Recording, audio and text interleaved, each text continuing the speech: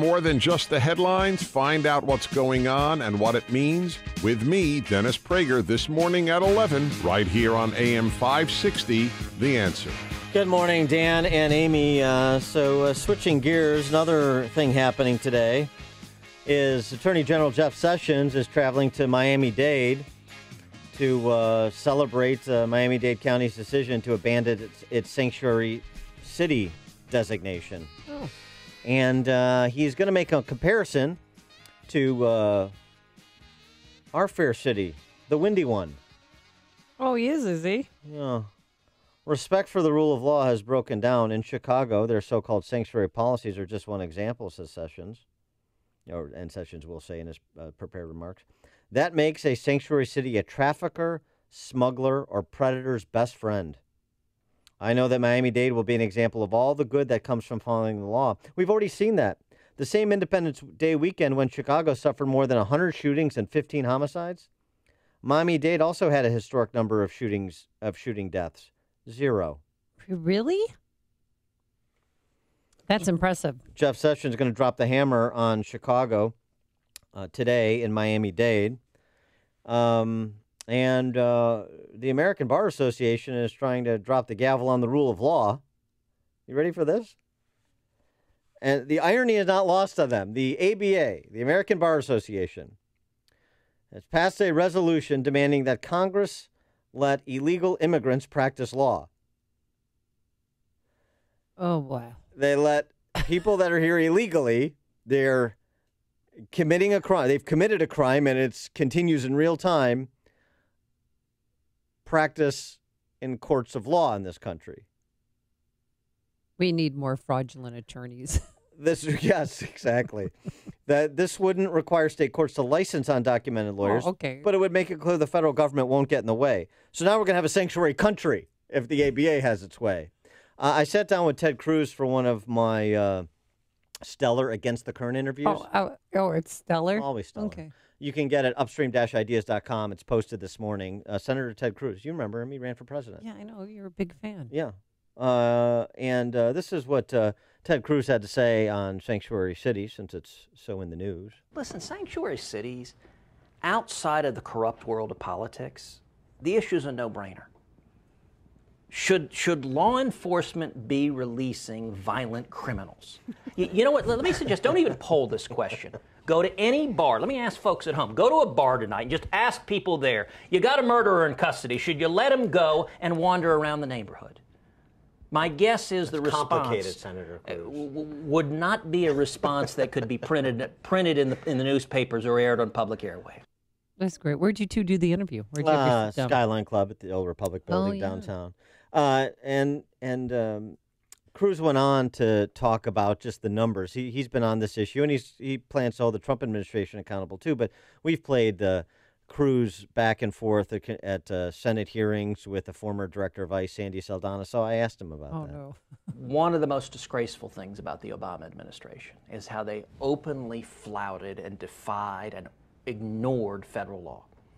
And so, that particular hearing you're talking about, I think I was relying on 2013 data that had just been released. There were about 100,000 illegal aliens that had been released from custody. Of those, I think it was 193 were murderers, had homicide convictions. Over 400 had sexual assault convictions, and some 16,000 had drunk driving convictions. Now, again, go back to the test of the bar. Ask people, should the federal government be releasing 193 murderers who are illegal aliens? The answer would be hell no. Nobody in their right mind would do that. So I asked her, I said, Ms. Saldana, how many murderers did the Obama administration release last week? Her answer was, I don't know. I asked her how many rapists, she didn't know. How many drunk drivers, she didn't know. I think the only right answer to those questions are 0, 0, and 0. The fact that she said not 0 tells you everything you need to know. And the fact that she didn't know, they didn't even care. They were releasing them in such massive numbers. And I do believe that Jeff Sessions, listen, he cares about enforcing the law. I am hopeful. Now, we're still early in the administration. We're going to see what the pattern is of what they're doing. But I am hopeful the next time we have a hearing, I intend to ask those same questions of the Trump administration, and I very much hope the answers we get become 0, 0, and 0. I think they're good people implementing it, but results matter. They don't care. They don't. They didn't even care to know the information. And that's the point. And I would say that could ostensibly be applied to Tiny Dancer and so many politicians in this state, El Gaito, who got arrested yesterday, and I hope he's not released. For more on this topic and others, we're pleased to be joined by our friend Steve Moore. He is a Wall Street Journal columnist and the chief economist at the Heritage Foundation. Steve, thanks for being with us. Appreciate it. Hi, Dan. Hi, Amy. Good morning. Good morning. So what about the ratcheting up of going after sanctuary cities? I mean, these are our urban centers largely that the president wants to revitalize, but there's going to be litigation going in a few directions, starting with Chicago suing the Department of Justice. Well, look, I obviously agree with everything that Ted Cruz just said in that interview. It is an obvious point. The cities cannot just flaunt federal law. That's an obvious point. By the way, is Chicago a sanctuary city? Oh, yes. Oh, yeah. Yeah. So's Cook County. You wouldn't be a progressive city if you weren't a sanctuary city. Yeah. Look, I'm pro-immigration. You guys have known me for a long time. I'm for immigrants coming to this country legally. But you have to come legally. You have to come lawfully. And I disagree with Trump, who wants to reduce the number of legal immigrants. But the idea that you can just come into the country unlawfully and find a hiding place in Chicago or New York or Milwaukee or Los Angeles and be a fugitive from the federal law. I mean, that's what the South tried to do in the Civil War. Say, we're not going to follow federal law. And of course, if you're part of this nation, you have to follow the federal laws. So it's not even, I don't even see how it's really an issue, actually, frankly. Hey, Stephen Moore, I've been just chomping at the bit here to get your reaction to President Trump's kind of off-the-rails press conference yesterday. As a former advisor to Mr. Trump, or President Trump, how are you feeling this morning? I was on CNN last night talking about this, and first of all, it's interesting. I didn't see the press conference. I only saw the snippets that they played afterwards, and I actually went back and watched the whole press conference, and virtually everything that Donald Trump said was accurate. Actually, it is true. I went to a lot of these Trump rallies during the campaign. I was there in Chicago. Remember what happened in Chicago during one of those rallies? I saw a lot of instances of people instigating violence and mayhem, and I would say almost all the cases, not all the cases, but almost all the cases, the violence was instigated by the left, not the right. By the leftists who came to protest against Trump, and they came to instigate mayhem and violence. Now, I was not there in Charlottesville. I don't know what happened. I completely. I think these people are contemptible. By the way, these people were carrying around torches and so on, and acting like Ku Klux Klan members.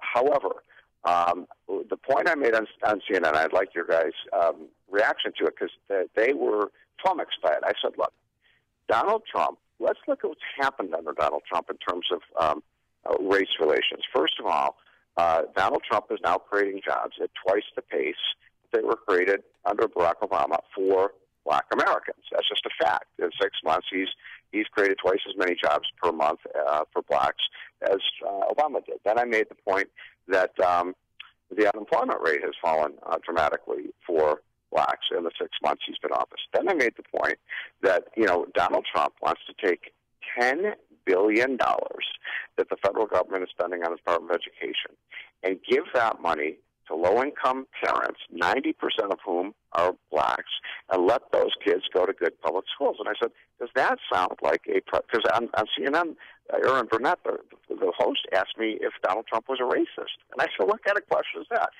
And do those policies sound like those of a racist? Donald Trump is trying to advance economic equality and educational equality for Black Americans, and he's doing it better than Barack Obama did. And they didn't have any response to that. Donald Trump is not a racist. Now, I wasn't really happy with some of the comments he made yesterday, but most of them were absolutely true. Right. Yeah, I mean, I guess the problem comes in with either he needs to be silent on the kind of the racial political traps, or he needs to use those opportunities to tout his policy achievements and policy direction, like you just did. So the president's communication matters, and it can drown out everything else he's doing if he communicates poorly. Well put, Dan. I agree with you entirely. And look, Trump has to. There's so much I admire about Donald Trump, but he has to realize now he is the president of everyone, and he is the president of all the people, and he's got to, for his own, political good, he's got to get his approval rating up with, people who are skeptical about him, so he can govern, so he can get his tax cut through, and so on. And sometimes he fails in that regard, but Donald Trump is not a racist. I made this point that when I went to the Trump rallies, you would be surprised, Amy, how many blacks you would see in those audiences, how many Hispanics, how many people who want jobs, they want economic opportunity in this country. Trump is doing that. I mean, the big story that the press won't cover is that the U.S. economy is starting to boom. I'm looking at every statistic, a lot of the kind of statistics that you don't normally look at, truck rentals and things like that by businesses. They're off the charts. This country is getting ready for a big, big economic boom. And a lot of it is attributable to Trump's policy. He's put a complete halt, just a screeching halt on regulation. He and the people he's put in these agencies. That's great. It's he wants to now lease land on federal properties, which a third of the land in the United States is owned by. Well, yeah, that's nice, but it's what he says is overshadowing by what he has accomplished so far, and he needs to be more control. And I thought General Kelly would help him, gain some composure, and that the magnitude of the office of the presidency would calm him down, and he would help guide him. But that clearly hasn't happened. Did you see General Kelly yesterday looking down and his arms folded, and he seemed outraged? I did not. I didn't see the actual. I only heard the testimony. What the press conference. I saw some snippets of it, but I did. But look, Amy, I agree with your point, and he should have. He should have said, "Look at what I've done, so far for Black Americans." And the record so far is pretty darn good. Right. And, I was on with last night, Dan, with the president of the NAACP, and the NAACP came out against school choice. Yeah, yeah. And I call him out. I said, "Look, I respect you entirely, but let's look at what people do. See, liberals have good intentions, but they have bad results, right? We have good results, and I think Trump has good intentions and good results. Yeah, he needs to do not what he says. Yeah, he needs to do a better job of talking about what he wants to talk about, not what the D.C. press corps wants him to talk about. Let me ask you another question, though, not to be Doug and Wendy Weiner here, but IRS rehires 213 employees ousted for falsifying documents, avoiding taxes, and other professional misconduct. What the hell? Is that enraging?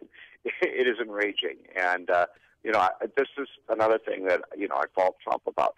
By the way, I believe, Dan, I may be wrong on this, but I believe that that Kamala is still running the IRS. Yeah, Koskinen is still there. Exactly. Yeah. Yeah, that's ridiculous. that is indefensible. This guy is somebody we wanted to impeach because he used the IRS under Obama as a political whipping board against conservatives, and he's still there. He hasn't been. He should have been replaced on the first day. No. I can't explain that. All right. Well, you explained so much. We'll give you a pass on that one. He is Steve Moore, chief economist at the Harris Foundation, Wall Street Journal columnist. Steve, thanks as always for joining us. Appreciate it. Okay, guys, have a great week. Take care. And he joined us on our turnkey.pro answer line.